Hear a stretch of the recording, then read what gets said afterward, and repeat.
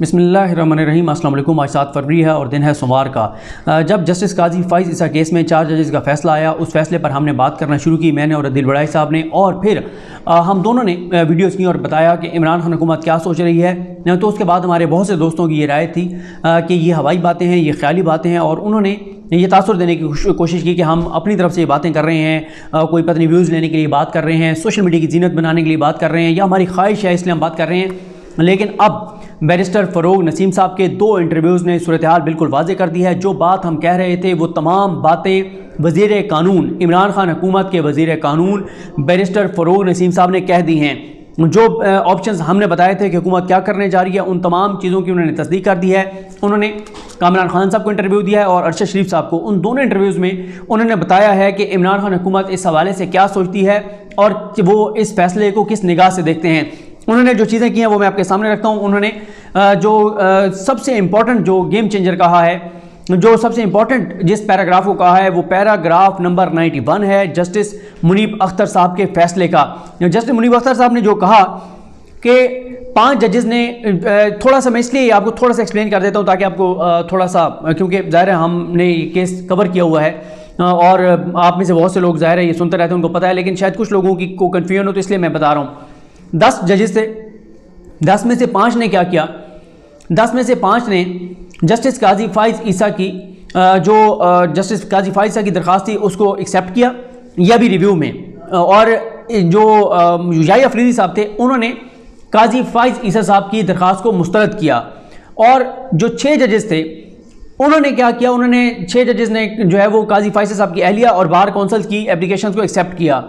अच्छा, इसी तरह से 4 जजेस ने अपना वो जो पहला फैसला था, जो 7 जजेस जिसमें थे, जिसमें ये मामला FPR को भेजा गया था काजी फ़ाइज़ साहब की अहलिया और बच्चों के हवाले से, उसको बरकरार रखा। अब ये 4 हो गए, वो 6 हो गए। लेकिन हुआ क्या, हुआ ये कि जब 5 ने जस्टिस काजी फ़ाइज़ साहब की दरख्वास्त को एक्सेप्ट किया और जो 1 थे उन्होंने काजी फ़ाइज़ साहब की दरख्वास्त को मुस्तरद किया, और जो 4 थे उन्होंने भी पहले वाले फैसला बरकरार रखा। और जो याह्या अफरीदी साहब हैं उन्होंने ये कहा, उन्होंने ये नहीं लिखा कि जो FBR की रिपोर्ट है उसको सुप्रीम जुडिशल काउंसिल नहीं देख सकती। अब ये कह रहे हैं फ़रोग नसीम साहब के इस तरह से जस्टिस काजी फ़ाइज़ ईसा साहब के सुप्रीम, ये जो इनके खिलाफ के सुप्रीम जुडिशल काउंसिल FBR की रिपोर्ट देख सकती है नहीं देख सकती, इस पे 5-5 से हो गया।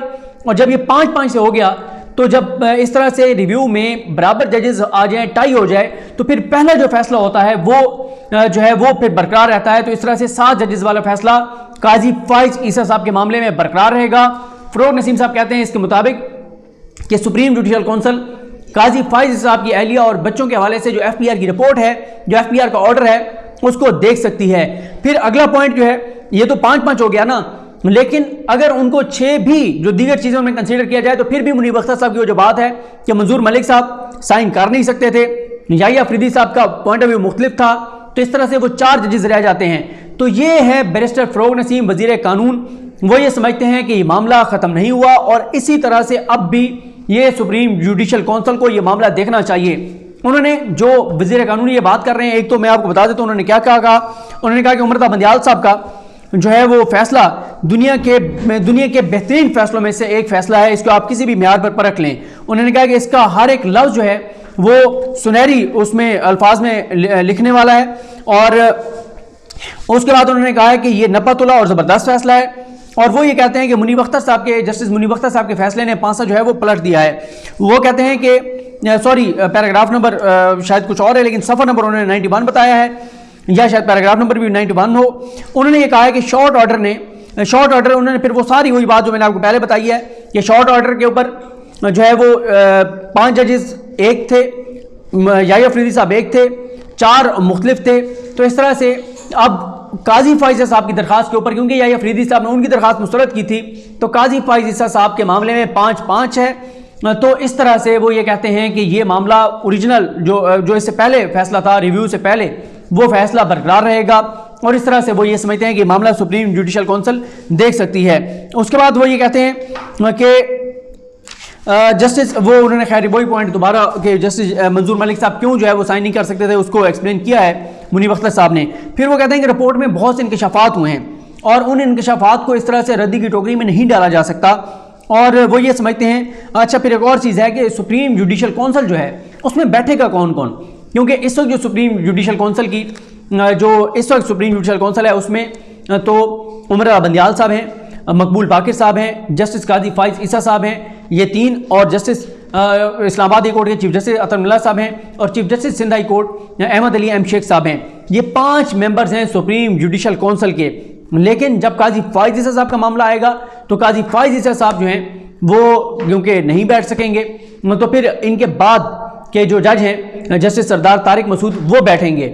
تو اس طرح سے وہ یہ کہتے ہیں کہ سپریم جوڈیشل کونسل کو ابھی بھی یہ معاملہ دیکھنا چاہیے. اور جو انہوں نے فروغ نسیم صاحب ہیں انہوں نے کیوریٹو ریویو کے حوالے سے بات کی, تو آپ یہ کہہ سکتے ہیں انہوں نے ایک اور بات کی, انہوں نے کہا ہم نے کوئی جاسوسی نہیں کی, ہم نے جاسوسی کی ہوتی, اگر اتنا تھارولی چیزوں کو چیک کیا ہوتا تو جو چیزیں عمر رضا بندیال صاحب نے ایف بی آر کی رپورٹ کے تناظر میں اپنے فیصلے میں لکھی ہیں وہ پھر ہم نکال آئے ہوتے, لیکن ایسا نہیں ہے. وہ یہ کہتے ہیں کہ ایسٹ ریکوری یونٹ کو جب ایک شکایت آئی تھی عبد الوحید ڈوگر کی کہ قاضی فیصل صاحب کے بیوی بچوں کے اثاثے اور جائیدادیں بیرون ملک, کچھ اور ججز کی بھی انہوں نے کمپلینٹ کی تھی, وہ کہتے ہیں اس وقت ایسٹ ریکوری یونٹ کے پاس جب یہ کمپلینٹ آئی تھی اس وقت اتنا میٹیریل قاضی فیصل صاحب کے خلاف نہیں تھا جتنا میٹیریل اب آ گیا ہے.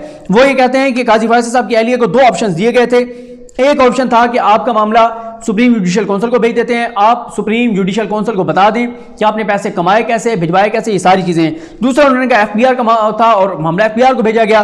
اچھا اس میں آپ کو یہاں رک کے یہ ضرور بتا دوں کہ جو میں نے ایک سلسلہ شروع کیا ہوا ہے, 4 ویڈیوز میں اس کے اوپر کر چکا ہوں, اور ویڈیوز میں آپ کے سامنے رکھوں گا. جو فیصلہ ہے 4 ججز کا جس نے میں بہت حیران کن چیزیں ہیں, اس میں بہت سے سوالوں کے جواب دیے عمر رضا بندیال صاحب نے جو فیصلہ لکھا ہے. پھر وہ یہ کہتے ہیں کہ سرین عیسیٰ صاحبہ کے کہنے پر ہی یہ معاملہ جو ہے وہ ایف بی آر کو بھیجا گیا ہے, جب وہ خود یہ کہہ رہی تھی کہ میرا معاملہ آپ ایف بی آر کو بھیجیں, ایف بی آر مجھ سے پوچھے, وہ سوال کرے, میں ان کو جواب دوں گی. تو اب وہ یہ کیسے کہہ سکتی ہیں کہ جی میرا معاملہ ایف بی آر کو کیوں بھیجا ہے, ریویو میں وہ کیسے کہہ سکتے ہیں کہ میرا معاملہ ایف بی آر کو کیوں بھیجا ہے, اور ججز کیسے جو ہے وہ ان کے معاملے کو ختم کر سکتے ہیں. پھر وہ یہ کہتے ہیں کہ ججز جو ہیں وہ جواب دہ ہیں, اور ججز جو ہیں وہ سپریم جوڈیشل کونسل کو جواب دیں ہیں. اور اب عدالت اور جسٹس قاضی فائز صاحب کی اپنی عزت کے لیے ضروری ہے کہ جسٹس قاضی فائز صاحب اس کا جواب دیں. وہ یہ کہتے ہیں فروغ نسیم صاحب کہ کیونکہ وزیر قانون تھے, انہوں نے یہ ریفرنس ظاہر ہے پھر اس کی وہ انہوں نے اوپینین دی تھی. وہ یہ کہتے ہیں کہ میں اللہ اور عوام کے سامنے سرخرو ہو چکا ہوں کہ جو چیزیں میں نے کہا تھا وہ اب سامنے آ گئی ہیں کہ بالکل قاضی فائز صاحب جو ہیں ان کے حوالے سے جو جواب دینا چاہیے, جو چیزیں نئی سامنے آئی ہیں.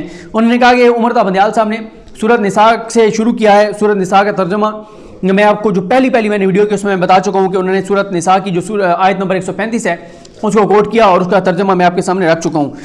تو پھر وہ کہتے ہیں کہ حقائق کو چھپا کر کیا ججز انصاف کر سکتے ہیں, یہ عمر رضا بندیال صاحب نے لکھا ہے, اور حقائق اب عوام کے سامنے آ چکے ہیں. قاضی فائز صاحب جو ہیں وہ ایک جو آئینی فورم ہے جو سپریم جوڈیشل کونسل ہے اس کو جواب دیں ہیں, وہ جا کر بلا خوف و خطر ان کو جواب دیں. وہ یہ کہتے ہیں کہ عمر رضا بندیال صاحب نے اپنے فیصلے میں دین اسلام کی بھی مثالیں دی ہیں, دنیا بھر کے قوانین کی بھی مثالیں دی ہیں, اور قاضی فائز صاحب نے حکومت کو جواب نہیں دینا, کسی اور ادارے فورم کو جواب نہیں دینا, بلکہ اپنے ججز کو جواب دینا ہے تو وہ اپنے ججز کو جواب دیں. اور وہ یہ کہتے ہیں کہ ججز جو ہیں وہ بہت سے بڑے فیصلے کرتے ہیں, لوگوں کو پھانسی کی سزائیں دیتے ہیں, نااہل کرتے ہیں, ہر طرح کی سزائیں دیتے ہیں. تو اخلاقی جو اتھارٹی ہے ججز کی وہ بہت ضروری ہے, اور اگر جج کی اخلاقی اتھارٹی نہیں رہے گی تو پھر باقی کیا بچے گا. وہ کہتے ہیں کہ ایف بی آر کی جو رپورٹ ہے اس پر کیونکہ کچھ نہیں ہوا, اور وہ جو ایف بی آر کی رپورٹ ہے ڈیفینیٹلی اس کے سپورٹنگ ڈاکومنٹس بھی ہوں گے, دستاویزات اور شواہد اور ثبوت بھی ہوں گے, تو ان چیزوں کو دیکھنا بہت ضروری ہے, اس کے اوپر فردر تحقیقات جو ہیں وہ بہت ضروری ہیں. وہ یہ کہتے ہیں کہ نئے حقائق جو ہیں وہ کیونکہ سامنے آئے ہیں, اور وہ کہتے ہیں کہ کیونکہ ہم پارٹی ہیں, کیوریٹو ریویو ہم نے دائر کر رکھا ہے, تو ہمیں جو ہے وہ اس ایف بی آر کے رپورٹ کی کاپی دی جائے تاکہ ہم بھی اس کا جائزہ لیں, اور جو چیزیں عمر رضا بندیال صاحب نے لکھی ہیں وہ تو بہت خوفناک ہیں, اس لیے ہمیں رپورٹ کی کاپی دی جائے تاکہ ہم بھی اس معاملے کو دیکھ سکیں. یہ کیس ڈیڈ نہیں ہے, اور وہ یہ کہتے ہیں کہ 3 آپشنز ہمارے پاس مختلف موجود ہیں, میں اور عدیل وڑائی صاحب آپ کو بتا چکے ہیں. اس میں ایک تو یہی ہے کہ سپریم جوڈیشل کونسل یہ سمجھتے ہیں خود نوٹس لے لے. دوسرا یہ ہے کہ کیوریٹو ریویو جو ہے اس کو حکومت جو ہے اس کو پرسو کرے گی, اس کو فالو کرے گی, اس کو آگے لے کر چلے گی, اس کی پیروی کرے گی. اس کے علاوہ ایک آپشن یہ ہے کہ جو انفارمیشن آئی ہے اس انفارمیشن کی بنیاد پر نیا جو ریفرنس ہے وہ سپریم جوڈیشل کونسل کو بھیج دیا جائے. یہ تمام آپشنز جو ہیں وہ حکومت کے سامنے ہیں. لیکن یہ ضرور ہے, وہ یہ کہتے ہیں کہ یہ معاملہ آگے بڑھے گا, یہ معاملہ ختم نہیں ہوا, یہی بات ہم کہہ رہے تھے. اب یہ معاملہ کیسے آگے بڑھتا ہے, کیا کیا جاتا ہے, یہ آنے والا وقت بتائے گا. لیکن بہت امپورٹنٹ انہوں نے باتیں کی, تہلکہ خیز ان کے انٹرویوز تھے, کیٹاگوریکل انہوں نے باتیں کی, کلیئرٹی کے ساتھ انہوں نے باتیں کی. تو دیکھتے ہیں کہ چیزیں کس طرح آگے بڑھتی ہیں. باقی کل انشاءاللہ میں آپ کے سامنے ویڈیوز میں رکھوں گا کہ اور عمرتا بندیال صاحب نے کیا کیا کچھ لکھا ہے. مجھے اپنی دعا میں یاد رکھیں. اللہ کریم ہم سب کا حامی ناصر ہو. اللہ حافظ.